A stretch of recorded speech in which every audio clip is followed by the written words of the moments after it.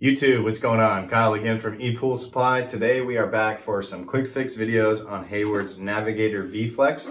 This is a suction side pool cleaner. We're going to show you guys how to completely rebuild as well as do some basic quick fixes on the cleaner. Stay tuned.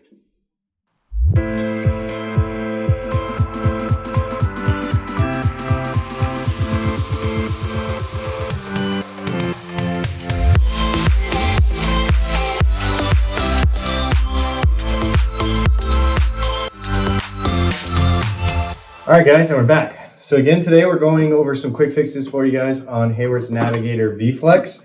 As you guys can see before me, the cleaner has been torn apart. If you guys want to know how we got to where we're at right now, make sure you guys check out the links in the description. We'll have a playlist for you guys that'll walk you through video by video to get to exactly where I'm at right now.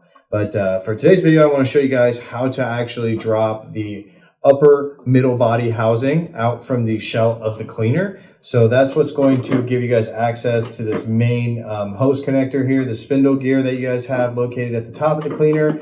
And then it'll also let you guys actually replace the frame itself, or the actual shell itself. So if you guys actually had issues with the white shell for whatever reason, maybe it cracked or broke, this is how you're going to be able to remove your internals in order to attach them to your new one. So very, very important. In order to be able to do this, you guys do need to watch the video on how to remove the blue handle. This blue handle does completely cover up these 4 screws that will allow you guys to drop it. So you guys won't actually be able to get access to this if this blue handle is still on the cleaner. So again, check out the links in the description to that playlist if you guys need help getting to that point. But once you do remove it, you guys will notice that right here on top, you've got 4 Phillips head screws.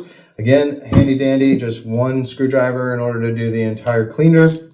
I'm going to go ahead and remove these screws.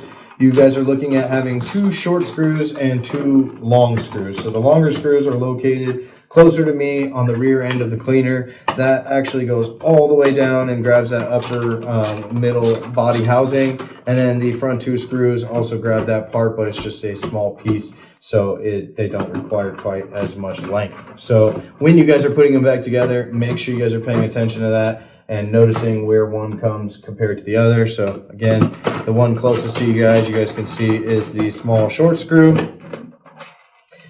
Very, very, very important when you're doing this portion of your fixes too, that you guys are away from the pool. You guys are doing this on a flat surface like I am, because as I'm removing these screws, you guys can't really tell, but the internal parts are starting to slowly drop down. That's why you can see now that this has become very wobbly and easy to move. It's because those internal pieces have now fallen. So if you guys are not around a flat surface, you guys could lose everything here from the inside. So as you guys can tell, I can't just easily lift it up. The one thing you end up running into is this screen in the back ends up stopping you. So you guys do need to kind of pull the screen out first. It's nice. This back black flex part will actually kind of give you enough give to just slide that screen out. You don't necessarily need to have all these other things removed in order to get that screen out, but you do need to remove it to make sure that it's easier for you guys to pull out the actual upper middle housing, is what they're calling it. So again, that's going to give you access to your giant spindle gear. This is their patented technology on how to make sure that your guys' your hoses don't get tangled up. And then, of course, you also have your gearbox assembly here underneath that this is all connected to. So for some reason, you notice that this is not spinning efficiently anymore and that your hoses are getting really tangled up. This is the quick fix that you're going to aim for.